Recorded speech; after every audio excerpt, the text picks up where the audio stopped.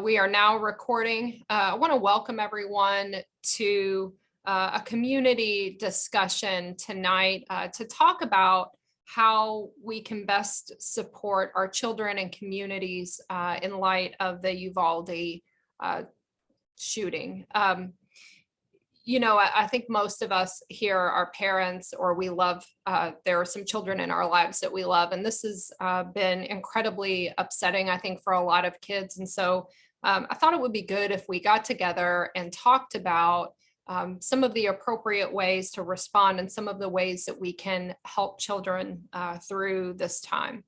Of course, our thoughts and prayers are with anyone affected directly or indirectly from this terrible tragedy. So why don't we go ahead and get started? My name is Beth Keeney. I'm the president and CEO of LifeSpring Health Systems. Mara, would you like to introduce yourself? I'm Mara Grannon. I'm the Senior Vice President of Metro Services with LifeSpring.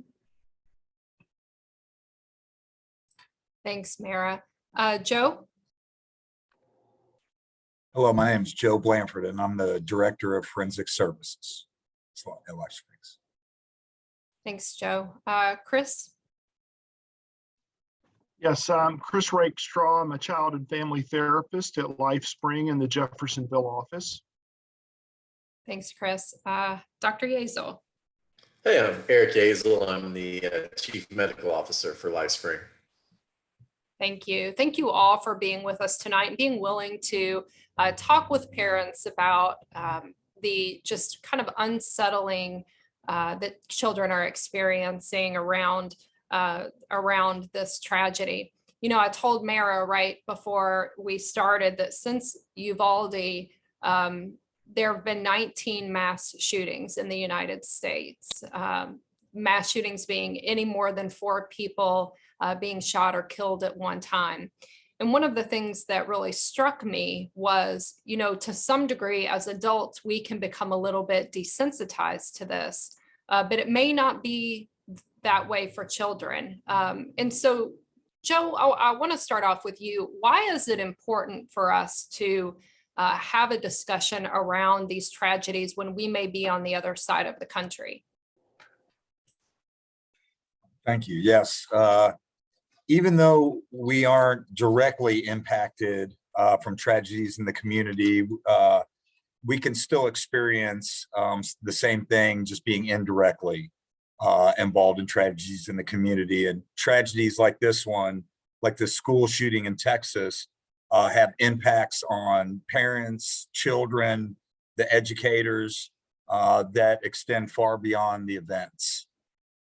Secondary trauma and complicated grief to students, families, and schools and school staff can occur weeks or months and even years later. So it's important to kind of address what we're experiencing, even though we might not be directly involved, it still impacts all of us. And so that's very important. We definitely experience things in the community.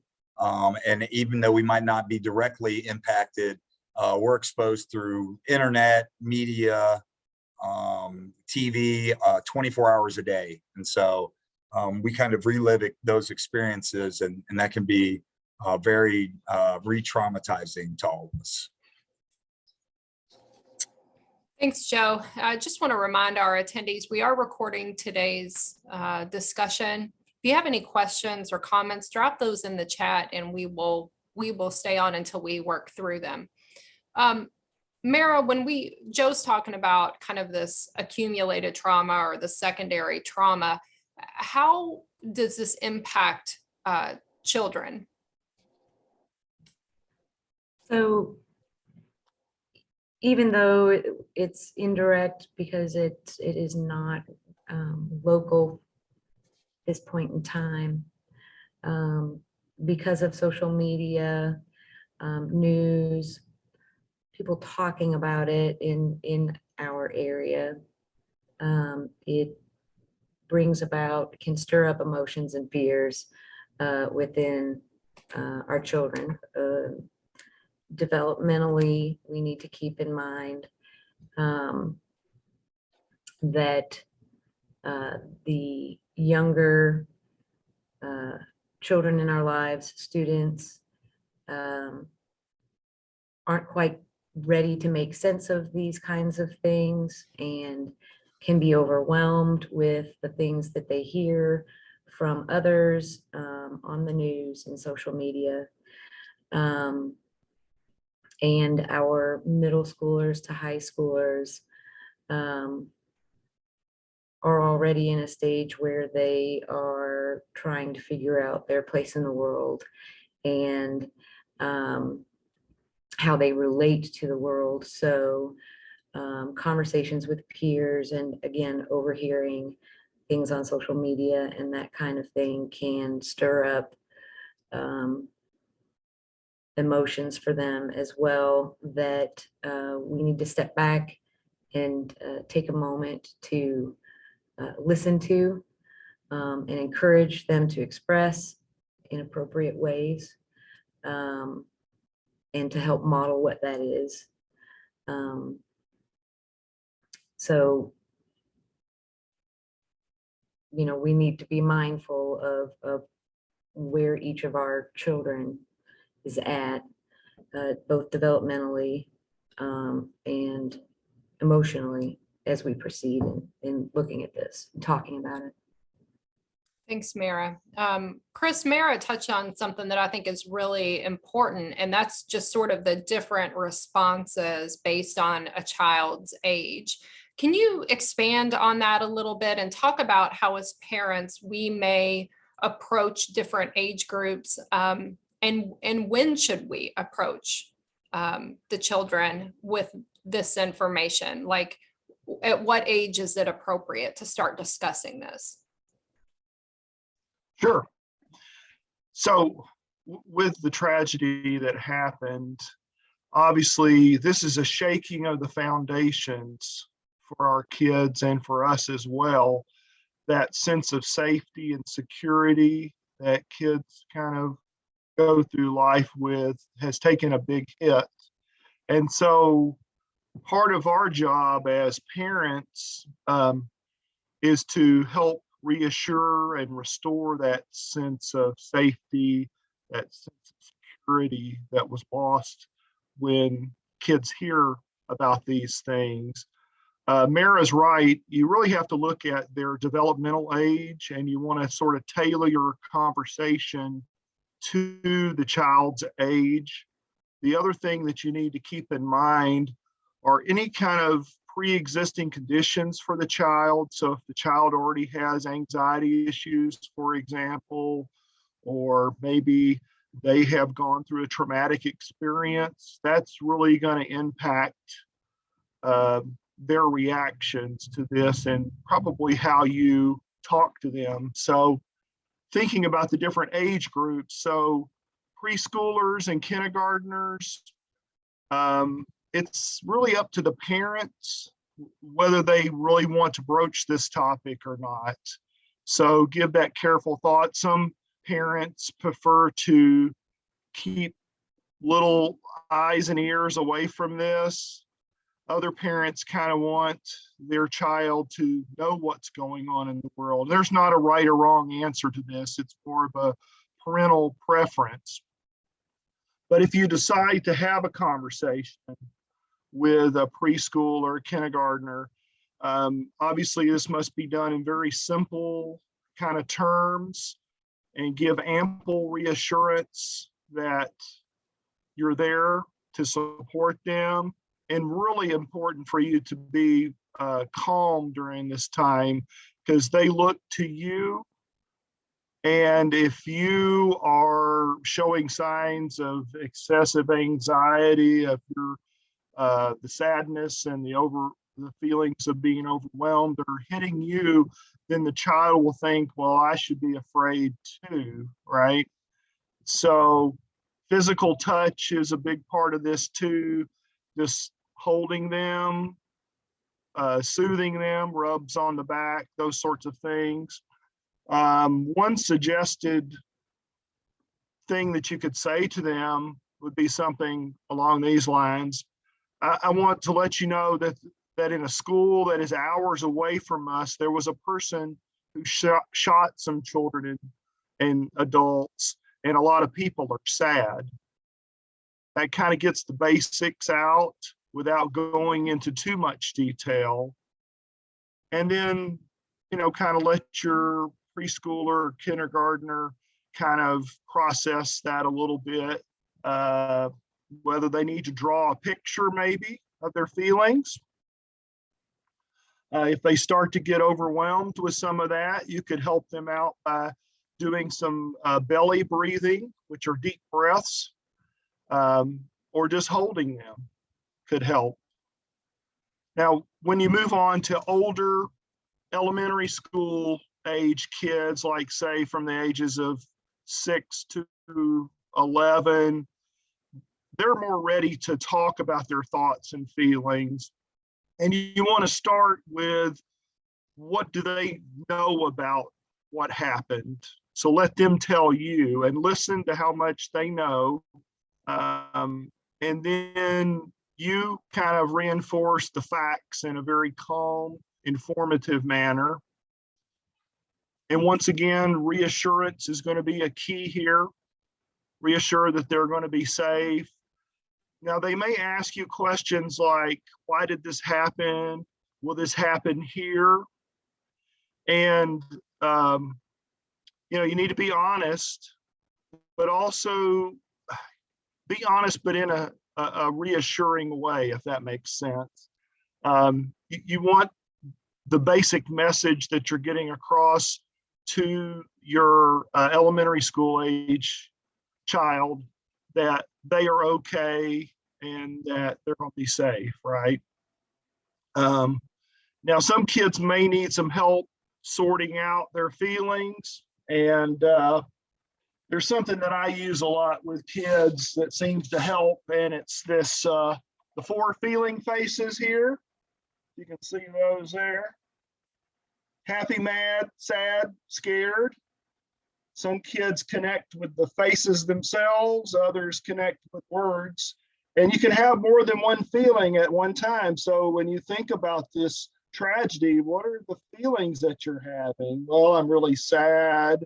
I'm really mad at what happened. I'm really scared. And you can kind of help them sort through all that by using something like this, or maybe you just do a drawing activity that helps them kind of name their feelings. So for the tweens, 11 to 13-year-olds, you probably can assume that they've already heard the news. They're probably social media savvy, and it's fine just to go ahead and ask them, what do they know about the shootings and what are their feelings about that? And at this point, you may have to correct some misunderstandings. As you know, social media is not always 100% accurate on some of the information. So in some ways, you may need to gently correct. But one thing that you could do that could really help would just be to remind them that, the school and the police are taking steps to prevent something like that from happening here, to kind of reassure them as well. Now with teenagers, 13 to 18 years old, you can have an open, honest conversation. And at this point, they're more on the abstract thinking side, right? So they probably will ask some deeper questions. And it's okay for you to kind of go there with them. Start with their questions and their understanding of what happened. And at a certain point, you can open up a little bit about your own questions and your own reactions to that. Obviously, you want this to be more about them than you, but it's okay to open up a little bit more that way. Now, believe it or not, some teenagers may not want to talk to you about this. Surprise, surprise, right? And that's okay. And I should have said this earlier with some of the other kids, they may not be at a point where they're able to talk, and that's okay. I think the main thing we need to do as parents is be available to them. Let them know that we care, we're ready when they're ready to talk, and just check in with them and see how they're doing. And with teenagers, sometimes you have to catch them at the right time, and then they're ready to talk. And one other thing I saw in some of the resources that I looked at that I thought was a really good idea for any age, but especially teenagers, is turning some of this helplessness and sadness and anxiety into some kind of action. So for some teens, they want to do something about this, whether it's writing letters, it's donating money for a particular cause. They want to somehow turn this into something that makes a difference in the world, right? Obviously, for younger kids, they may really like some kind of ritual that the family may do together, maybe lighting candles, saying a prayer, launching balloons as a way to memorialize and tribute those who were lost, and also as a sign of hope as well. So those were a few of my thoughts as we looked at going through the different age groups. Thank you, Chris. Dr. Yezel, can you talk a little bit about how we might know or recognize that our children are feeling anxious or overly worried or worried about the situation? Yeah, absolutely. I honestly just experienced it about 30 minutes ago. My daughter's 10 and she knew about the shooting, but really didn't, interact a whole lot about it. And then took her to swim practice tonight and we couldn't get in the normal route. And we realized they had moved everything goes in and out of one single entrance in the high school. And I think that, I guess, it seems so far away and so different for her until all of a sudden she's like, holy cow, like my own school's doing things differently as a result of this. And it really kind of hit home. So I was like, well, this will be good for me too. So I can pick up some pointers on how to have a little discussion when she gets home, because I could tell that was a thing with her. But, I think some of the others have already touched on this, but some children externalize things. You can see that they have questions or concerns or anxiety. Some internalize it. Some, it may just be, they may complain of being short of breath, or they may just withdraw more or things like that. So, I think right now is a great time to seek out your kids and try to, check on them and foster a discussion. But one thing I also do say is not just now. That's the thing. I think something like this happens and it becomes very apparent on our consciousness, as it should. But we tend to address it, over the next few days, and then it just gradually kind of fades away. And I think that's something that's a good idea, to periodically circle back and things like that. And, especially even, I know it's a long summer, but as kids go back to school, that's probably something to have another discussion with them, at that, before they're heading back. So. Thank you. Chris, Mara, Joe, I have a question from a parent perspective. One of the things that happened with my kids right after the situation, and they're 10 and 14, and so I was able to have different discussions, but discussions with both of them. And I noticed that my older daughter was very concerned about having her phone with her in the classroom. And that was something that we don't typically do. The school doesn't allow it, but it seemed like a reasonable kind of initial response for her, or maybe it wasn't. But as a parent, how do you kind of navigate those sort of issues where the child is wanting to deviate from a routine because of something that's happened? That's a good opportunity for one of those discussions. And I would open up by asking, you know, if it were my child, do you find comfort in having your phone? What reason do you have for wanting to have your phone with you in the classroom when that's not typically, you know, what's allowed? So where is this coming from? You know, is it, do you see it as a comfort? Is it a tool for keeping track of things? You know, and let them express to you what that is to them. And kind of walk through them and process that with them. It's going to be difficult to navigate. You know, your child is asking to kind of break the rules a little bit there. So you're going to need to, you know, also include some of that in the conversation in a very gentle way, as Chris spoke of a little bit ago. So yeah, you want to broach it carefully.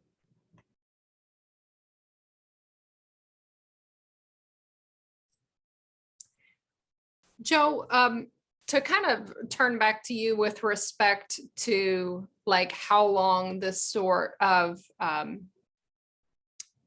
anxiety or worry can exist in a child before it becomes something that needs to be addressed. Can you talk a little bit about what we would expect to see and for how long we would expect to see it as parents before we knew it was time to seek help? Sure. They say children kind of cope with stress and stressful events as well as the parents do sometimes. And so a lot of the times, parents have to take care of themselves in order to be able to support their children. There's kind of not really a rule on how long children might feel anxious or, you know, feel some security issues. But if something's persisting longer than 2 or 3 weeks, or there's changes in behavior, or maybe they're getting in, you know, they're breaking the routine like Chris was talking about earlier, or some, you know, behavior that's not really, you know, typical, and that lasts for a couple of weeks or longer, then that might be time to really pay attention and maybe have that conversation with your children, kind of trying to figure out what's going on. But if something's persisting and they're having a lot of trouble sleeping at night, not eating well, changing some of the physical self-care stuff, that's pretty important telltale signs of something maybe that's persisting longer, and might need to be addressed. Chris, I want to follow up on something that Joe said. He talked about being able as parents to kind of manage our own emotions and our own fears around this sort of event.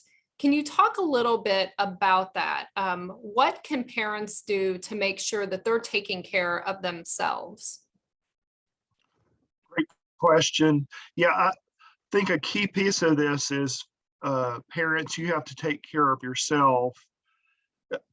You know what, when you may be flying in an airplane and you hear the stewardess say, you know, you need to make sure if the air, the masks come down, you need to put it on your face first and then your child's.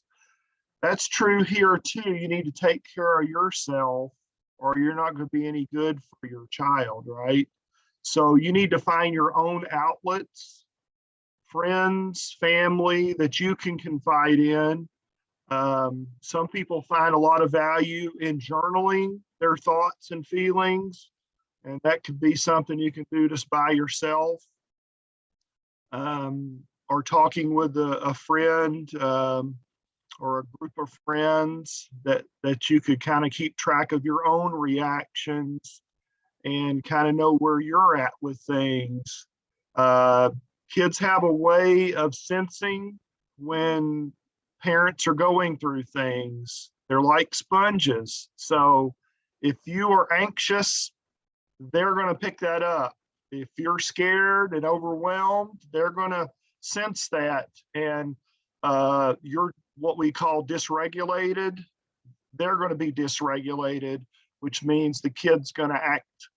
more irritable, more anxious, more sad, and then some of the telltale signs that Joe was talking about earlier, just stomach aches, headaches, sleep problems, nightmares, being more clingy with you. Those are signs that, you know, your child's really struggling there. So really important for you to take care of yourself.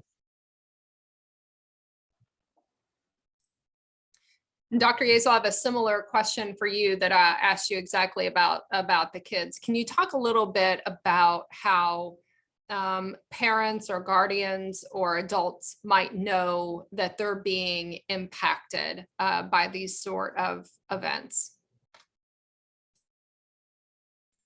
That their children are being impacted, or they themselves? They themselves. Mhm. Same thing. I think just a lot of the same, some of those symptoms translate from childhood all the way into adulthood as well. But also, things like, well, I mean, some stressors like that. You can see, increased alcohol use. You can see some, just lashing out, some temper issues, things like that. I also think, social media is kind of a blessing and a curse. Obviously, it gives us a forum to do what we're doing tonight. But on the flip side, and it's also a good thing to get some degree of information. But as they're learning about the school shootings, obviously almost every comment feed degenerates into, some political discussions, and those can, with all sorts of different views, and those can cause some anxiety there. So if you find yourself spending an inordinate amount of time, scrolling through comments and firing back and forth, that's a sign that, there's some impact there as well. So that's something to be cognizant of. I always say, find a trusted news source and get 10 to 15 minutes of information and shut it down. Just an open question for any of our panelists. Someone earlier, I believe it was Chris, I might be wrong about that, mentioned that, sometimes children are comforted by being able to do things that might give them hope or help them feel better. What are some of the things that we can do as a community or as a family that might help facilitate a healthier environment for our children?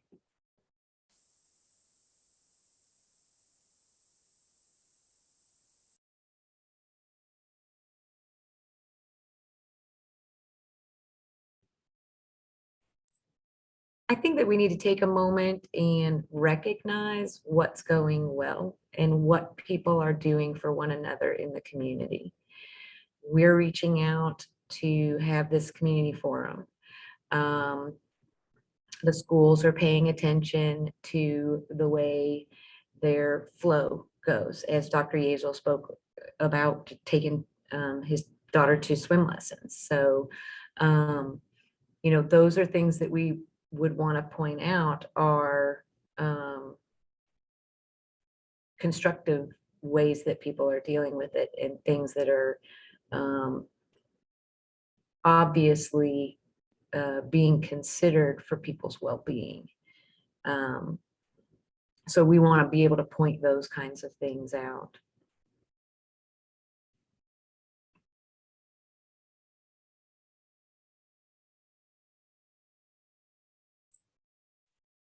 Okay.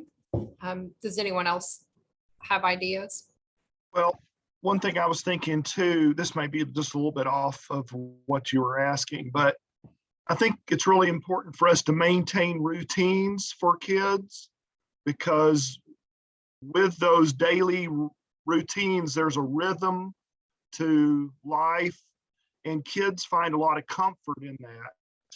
So obviously a crisis disrupts that routine, but as much as we're able to kind of keep the child in a rhythm, eating habits, sleeping habits, family time together, all those things, I think that helps reestablish for the children and for the parents this predictability, this safety, security that they need.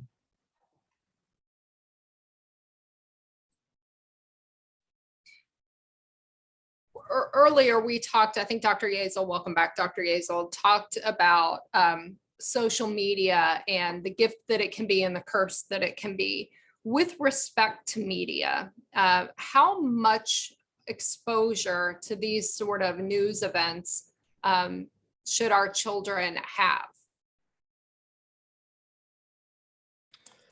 Yeah, sorry about that. My typical rule, internet I'm good for about once a Zoom of getting shut down. So honestly, especially some of the ones where, I mean, they're just shouting at the screen and, and things like that. I just don't think it's a good idea. Honestly, I think this is where the local news can be very helpful here, because they tend to, it's shorter. They'll just give a brief, this is what happened, and then move on. You don't get a lot of opinions and, shouting and back and forth and things like that. I just don't think that's a healthy way for our youth to interpret events like that. So I think the local news can be a big help there with just like a quick brief summary. So.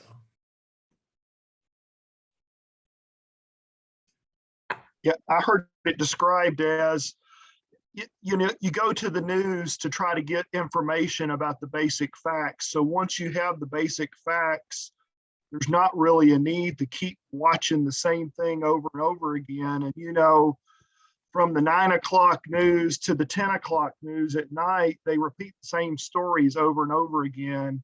And there's really no value in that. The word is out. So for kids, hearing that over and over and over again, I don't think it has any value for them. And the younger they are, I would say you need to, just not let them watch the news. When they're a little bit older, maybe in little bits and pieces. But you've got the whole social media thing too, which is a whole nother thing that's harder to control and manage, especially for tweens and teenagers. That's their way of communicating with everybody and getting information about the world, but not all of it's accurate. I'll just add to that yes, the younger they are, the more limited exposure they need or should have, and the older they get, the less, let's face it, we're able to keep them from social media with either being shared by their friends or on their own. But it is reasonable to, during your conversation, or have a conversation about where they're getting their information and having them share with you the information that they got, the YouTube video, the TikTok, the whatever it was that they got, so that you can do some counterbalance of the information that's being put in front of them. Joe, I want to talk a little bit about what led into this tragedy. Can you talk about what someone should do if they are concerned about a loved one potentially being violent or making threats of violence themselves or others? Yeah, sure. I think, the shootings that have been occurring in our country, there have been some signs that, maybe something wasn't right. That's kind of what is kind of the after fact of a lot of these events. And I think if we're picking up on some of that, or we're hearing people say things that we care about and it just doesn't seem right, or there's something on social media, or there's or we're overhearing stuff, or there's things that are out of character for the person. I think we're in a time where we really need to pay attention to our children, to the people that are around our children. I mean, friends of ours, whoever it is. If things are just not seeming right, it might be best to, kind of directly talk to the person. I think that's pretty helpful a lot of the times, and being able to ask. But seeking help for people is definitely, I think imperative now, in the times that we're in. I think we need to kind of watch each other and take care of each other, especially whoever it is in our families or our neighbors or whoever it is in the community. I think it's time that we should probably try to get people help if they really need it. There's a universal saying now, if you see something, say something.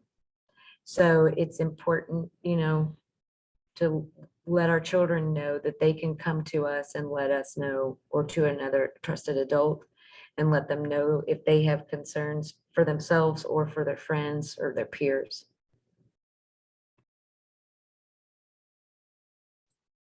And if our children do that, Mara, what is our next step? So Chris, if one of my kids comes to me and says, a friend or a classmate is talking about hurting themselves or others, what is our next step as a parent?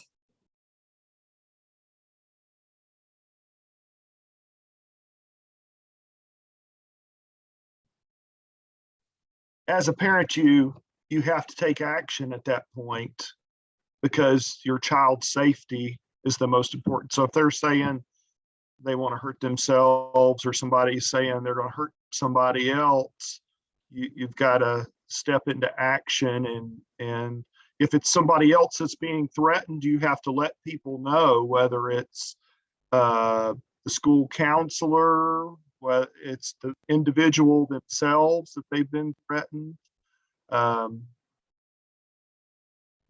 That's kind of what you've got to do.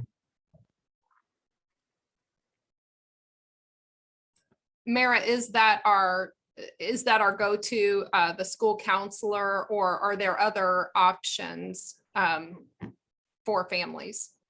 Well, they can, if it's within their own family, they can seek immediate assistance. They can take them to the hospital. They can call the crisis line and attempt to get an appointment for services with us or with one of the other community providers. If it's related to someone during the school session, or a sports related to the school, then they can let someone at the school know as well. We, the parents, can share the information with any of the school personnel that might be involved. If it's a play group, the parents and families that your children play with and that you're spending time with and that they're spending time with, you might contact, the other parent and let them know that this is what's being shared with you by your child, that they might want to check on with their own child. So there are several options, and it depends on the scenario. Thank you. Dr. Yazel, I want to talk to you a little bit about access to firearms. I think there are a lot of us that have firearms in our home. Can you talk a little bit about how we can keep things safe for our children, and when we might consider removing them from our home, or removing any sort of access from our kids?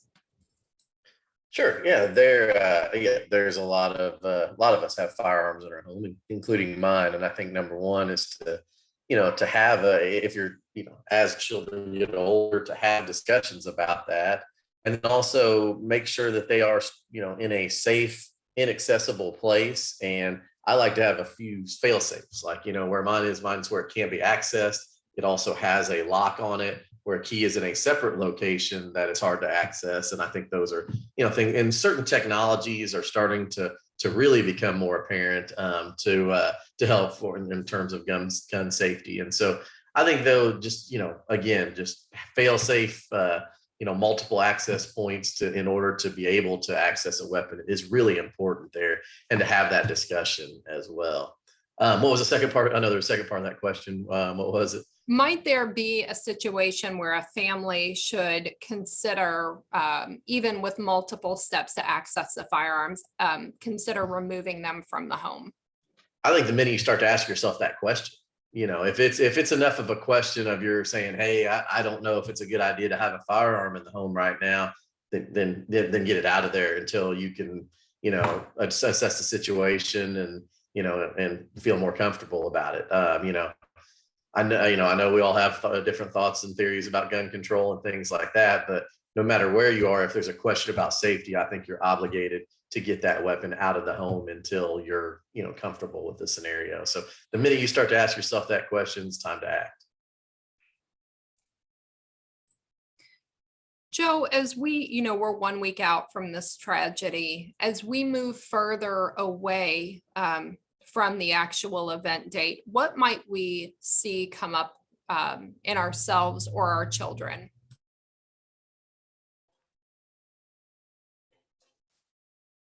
We might see some acceptance. I think when tragic events happen like this, there tends to be, outrage, anger, sadness.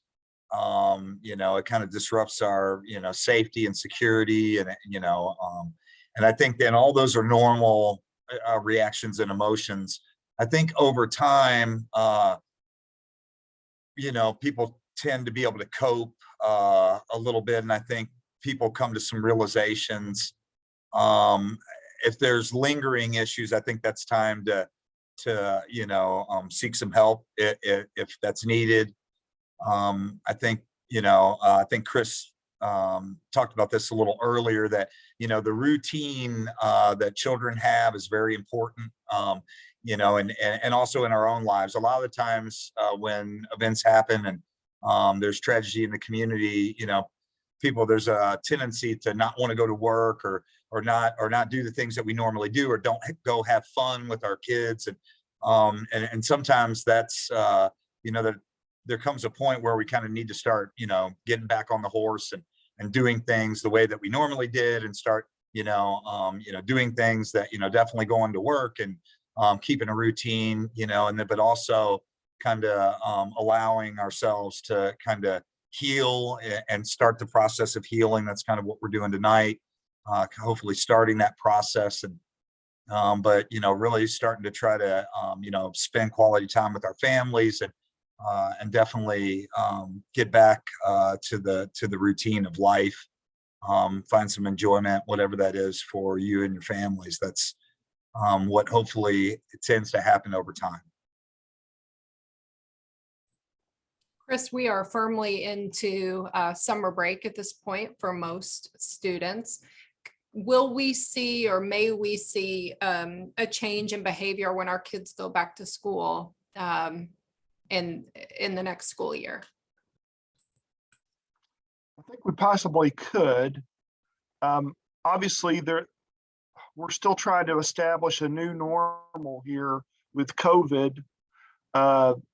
We have gone through a prolonged period of disruption of our regular routines, and with school, especially the hybrid, in-person, online, back and forth kinds of things.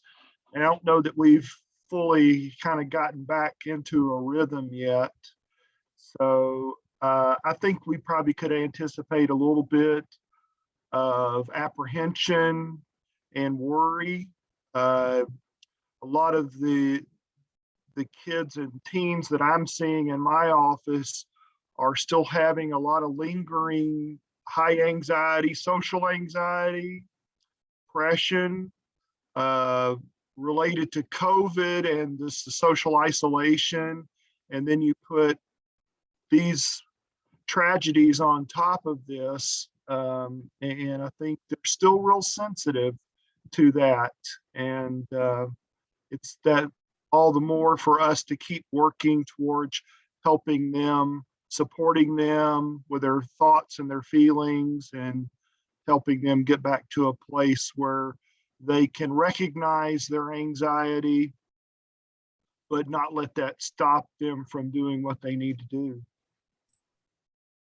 Mara, Chris brings up a really good point. Does the fact that this has happened on the back end of COVID, does that make it harder for our kids? I think to some degree that it does. But I would also like to, as Chris was talking, I was thinking, I hope that we don't forget that our children are resilient, and that, we play a part in fostering that.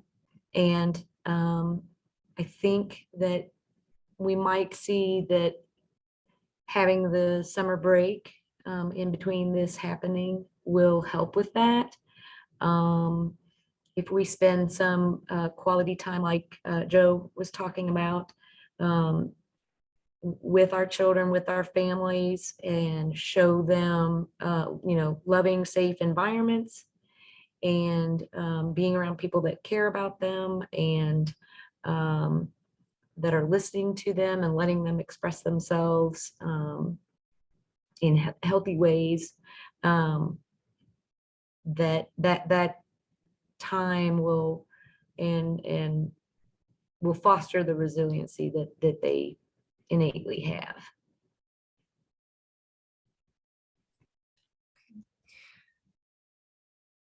Is there anything that I haven't asked that you think is important for families or parents to know?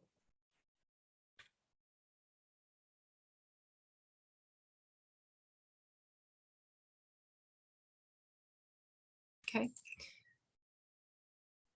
Go ahead. No, I was just gonna say, I mean, what a time to be a youth right now. I mean, you've had the COVID pandemic, some of the social justice issues, some of the some of the school shootings now. I mean, just some tough, heavy conversations that are, that a lot of times haven't been had for, decades up until the last few years. And, we used to always think of school as a safe, nurturing place, and it is.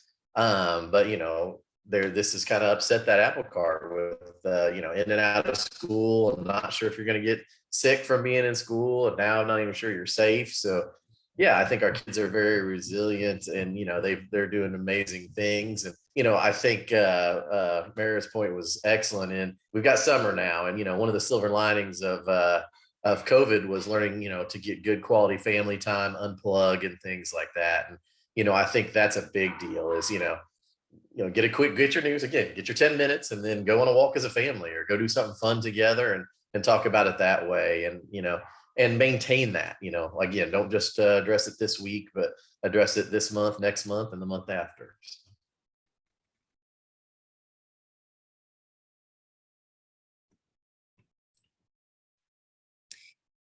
I don't see any questions in the chat. I want to give our attendees just one more opportunity to drop any questions or thoughts that they have into the chat.